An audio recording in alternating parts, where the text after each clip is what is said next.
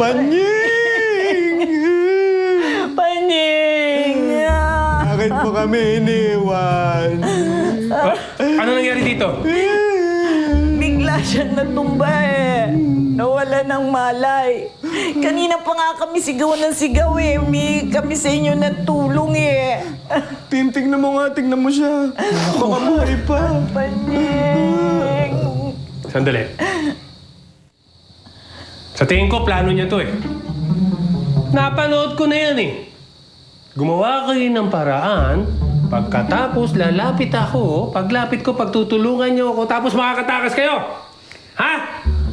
Galing mo naman, Tim. Nalaman mo pa yung plano namin? Galing mo. Panying, bumangon ka na dyan. Booking na tayo. Sayang. Abay, mahuhuli na naman Talino mo, ha? Galing. Teka, matanong ko na rin lang. Ano ba yung plano mo dapat? Di nakahiga si Panying, ano? Kunyari, patay. Higa ka, Panying. Tapos? Ikaw ngayon, lalapit ka ngayon, titignan mo kung ayos siya. Lapit ako rito, di ba? Pag nandiyan ka na ngayon, kukunin ko naman yung kahoy dito sa ilalim ng kama. May kahoy ka? Meron, ito. Oo, tapos? Tapos ipapalo ko na sa'yo, ganito. Tapos? Tapos bagsak ka na, masakit eh. Okay.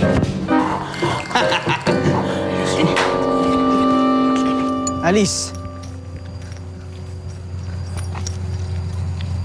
Pasensya ka na kung... Nandun na tayo eh.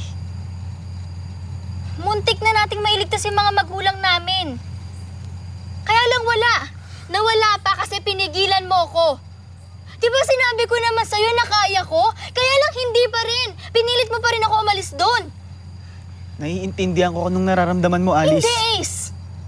Hindi mo ako naiintindihan at kahit kailan, hindi mo ako maiintindihan.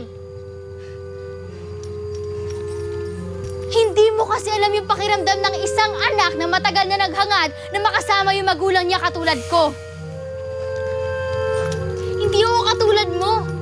Ace, ako, mahal ko yung magulang ko. Hindi ko kayang gawin yung ginagawa mo, yung binabaliwala mo sila.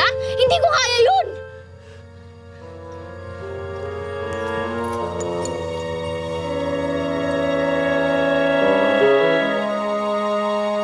Kahit lunurin ko ang sarili ko sa kayamanan ng tatay ni Spade, hindi ko pa rin maalis kung ano yung nararamdaman ko. Mahal na mahal kita. Mama? Tatay Ipeng? Sasakyan lang natin ang gusto ni Tim at ni Tom. Gagawa tayo ng inumin na pagka ininom ni Esmeralda, lalong hihina ang katawan niya. Kung akala ninyo nakalusot kayo sa dalawang ugok na ito, basta akin hindi. Tali niya ang dalawang yan! Alam ko may alam ka, Matilda. Sabihin mo sa akin, ano ang kakaibang ginawa ni Tandang Alicia sa dignum na to para kay Alice? Dahil nga, isa lang ang kikilalanin nitong may-ari. At yun ay kung sino man ang makakakuha sa kanya. At si Alice yun. Ano pong gagawin niya, madam? Kailangang mapatay ko ang amo ng dignum. Ililigpit ko si Alice.